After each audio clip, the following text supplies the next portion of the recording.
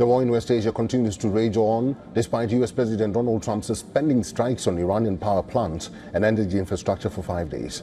Since Trump's announcement, the region witnessed multiple attacks in Iran, Israel and Gulf countries.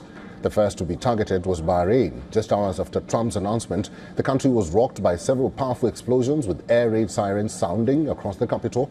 The Interior Ministry urged citizens to move to the nearest safe location.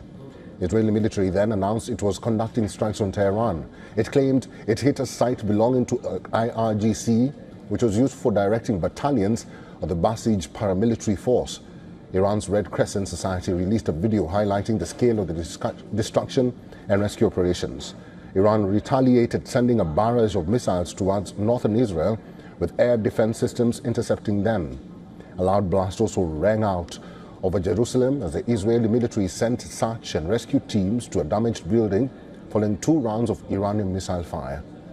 According to Israeli military, a cluster missile from Iran hit the city of Mesher near Haifa. No injuries were reported in that incident. In western Iraq, 15 fighters from the former paramilitary coalition Hashed al-Sha'abi, also known as the Popular Mobilization Forces, were killed and several wounded in a US airstrike targeting a base. The strike occurred during a commanders' meeting, with local officials reporting casualties still trapped under debris.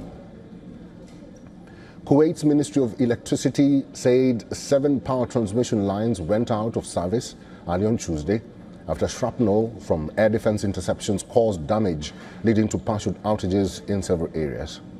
The ministry noted that emergency teams are working to restore service quickly, with technical crew set to assess and repair the lines once sites are secured. There's also been no reprieve on the Israeli-Lebanon front. Hours after Trump's announcement on Monday, Israel continued its campaign striking the south of Lebanon. Israeli warplanes struck the Dalafa Bridge in eastern Bekaa region. The strike was part of a series of attacks on bridges over Lebanon's Litani River. According to Israel, this was being done to prevent Hezbollah from moving heavy weaponry and even personnel to combat zones. Intensifying its attack, Israel carried out a series of strikes in Beirut's southern suburbs, considered a Hezbollah stronghold, hours after residents were warned to evacuate. Footage showed smoke from the blasts rising into the sky. The Israeli army also said that it had captured 2 Hezbollah members during ground operations in South Lebanon after they surrendered. The military also claimed that the attack killed a commander of the Quds force of Iran's Revolutionary Guard Corps. Meanwhile, Iran's military has insisted that there was no need to deploy naval mines. This comes after Iran's Defense Council threatened to deploy these mines in the Gulf maritime routes if US attacks its southern coast or islands. State media earlier reported the threat includes floating mines released from the shore, potentially paralyzing shipping lanes. The Islamic Republic of Iran holds full and decisive control over the initiative in the Persian Gulf region and the territorial waters of Oman, and it manages the Strait of Hormuz with great intelligence and authority. Therefore, given our sufficient dominance and capability, there is no need to lay mines in the Persian Gulf, and we will make use of every available means to ensure security whenever necessary. According to reports, the US is weighing plans to blockade the Karg Island, Iran's main oil export hub.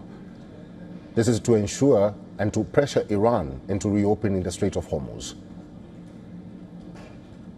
What about the Strait of Hormuz? Who's going to be in control of that? That'll be opened very soon if this works. How soon? And who's in control of it? Will Iran still be able to control the flow of oil? Be jointly controlled. By who? Maybe me.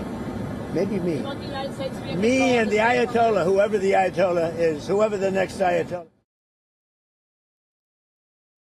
I'm at the site of a missile strike in Tel Aviv. You can see first responders are working here. It's hard to see, but right behind there is a big crater in the center of the street. This is where the missile struck.